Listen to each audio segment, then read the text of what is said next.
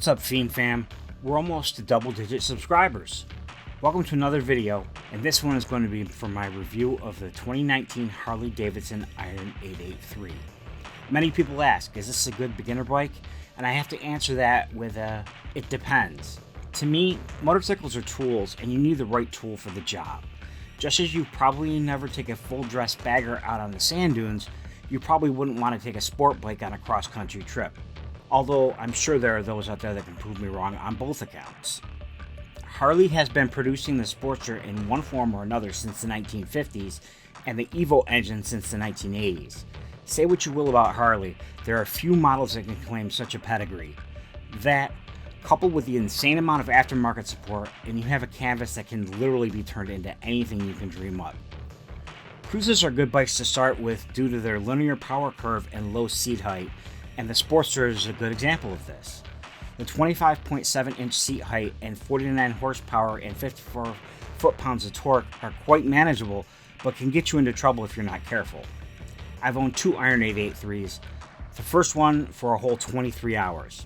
Here's some before and after pics of the low set I had due to a beginner mistake. Some road rash, minor scarring, and $1,000 later, I'd learned my first expensive lesson in motorcycling. Ride your own ride.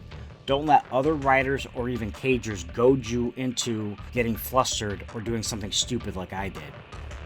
The handling on the Iron is very capable. The 19-inch front and 16-inch rear wheels wrapped in Michelin rubber make the bike fairly nimble for a cruiser, and I never felt like I was in a corner or a turn I couldn't negotiate. One thing to note, especially for new riders who live in areas where their local dealers won't allow test rides, the Iron 883 has a high center of gravity. Factor in the less than ideal seat, more on that later, and it can make for an uneasy ride for new motorcyclists. You definitely feel as though you sit on the bike rather than in it. Speaking of which, the 3.4 gallon tank, while iconic, leaves a lot to be desired. I never found myself running out of gas or even coming close, but it sucks when you have the light come on a mere 80 miles or so into the tank. It's not that big of a deal, especially with the stock seat. You'll likely be aching for a break before the bike needs fuel.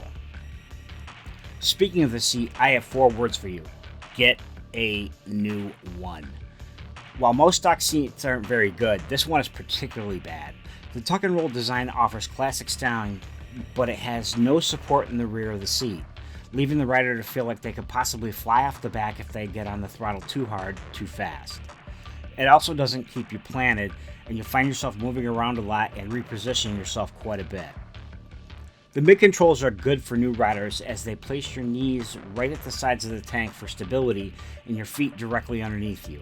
I'm 5'10" and was mostly comfortable, but could sometimes feel a little cramped by the forward-facing seating position.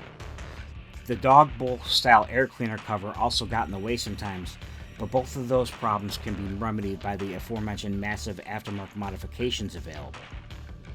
What can't really be helped is the air-cooled Evo engine.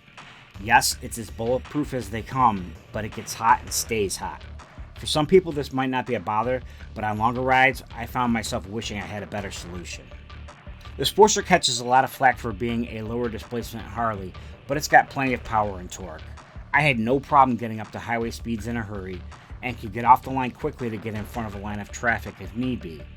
The lack of a 6th gear was always a gripe of mine, but like all other Harleys, you shift up and down with a positive clunk, letting you know you made the gear change. Anything over 50 miles an hour and you're pegging the engine around 3,000 RPM, so unless you want to hear the drone of the exhaust, I suggest investing in some sort of comms device or use earbuds with your phone. Speaking of which, the clutch actuation on the 883 is good. It responds well to minor variation and isn't too bad on the hand. I have carpal tunnel and arthritis in both my wrists and hands, so I had a recluse clutch installed so I could just roll on the throttle from a stop, but actuate the clutch and shift gears as normal. I'll have a review of it coming up soon. I had ABS installed on the second Iron 883, and while I only had to use it once, I feel it was a worthwhile investment. Shame that Harley charges $800 for something most bike manufacturers include as standard equipment or offer as a mere $200 upgrade. Either way, the brakes on the Iron 883 work as they should.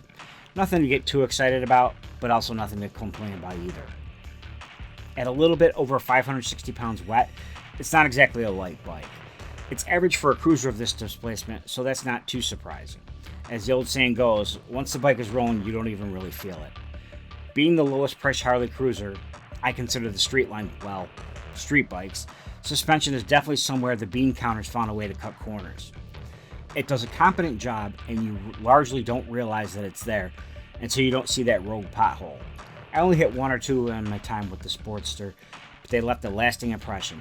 Again, that's something that can be fixed by modification. All these gripes aren't specific to the Sportster.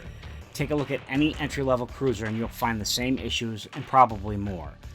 At a starting MSRP of $8,999, the Iron 883 isn't inexpensive. Harley softens the blow by offering the Freedom Promise, which allows you to ride the bike for about a year, trade it in on a Softail or touring model, and they give you back the MSRP you paid in trade-in value. It's one of the reasons I was drawn to buying a new Sportster instead of looking for a used one. If you've made it this far in the video, you probably think I'm down on the bike. That's completely untrue. I just prefer to call it as I see it, and you can find myriad videos on here that will praise the bike the entire time. Most people make up their minds and are simply looking for opinions to validate what they already think. There's nothing wrong with that, but I feel I'd be doing new riders a disservice to come on here and say that the bike is perfect, which it is not. Overall, I think the Iron 883 and the Iron 1200 are great bikes. They're a throwback to an era that's long gone, while putting in subtle upgrades like ABS, keyless start and security, and a digital readout for RPM. The aftermarket is unrivaled. As the old saying goes, the rarest bike is a stock Sportster.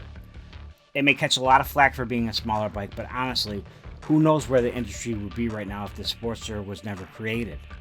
So many riders have cut their teeth on the Sportster, and the Iron 883 is a fine continuation of that lineage. While it's not without flaws, I feel it's a good entry point into Harley Davidson motorcycles. Do I think it's a great beginner bike? Yes, but with the caveat that you should buy used or that you should look for something smaller displacement if you had any difficulties during the MSF course or you're completely new to riding. The bike is on the smaller side, but there's definitely enough power to get yourself in trouble if you aren't careful. If you need reminding, rewind the video back and take a look at the pictures of my first Iron 883. Thanks again for watching. If you like this video, feel free to drop a like. If you enjoy my content, please consider subscribing. Let me know in the comments below what bikes you're considering. If you have an Iron 883, let other riders know your thoughts, as well as any modifications you've done to make the bike more to your liking. Throttle Fiend out.